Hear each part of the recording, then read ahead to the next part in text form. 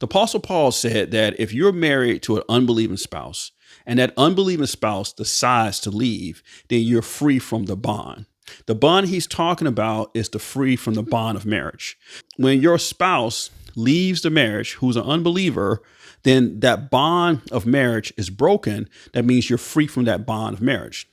If you're free from the bond of marriage, then you're free to get remarried. Just like if your spouse dies, that bond of covenant is broken and you're free to get remarried. So when Apostle Paul said you're no longer bound or no longer in bondage, that means you're free to move on and get remarried.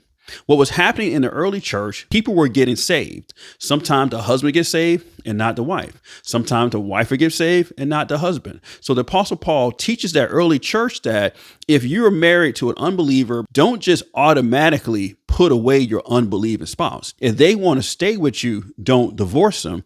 However, if they decide to leave you, then you're free from that bond and you can move on and get remarried. That's the point that he's making there.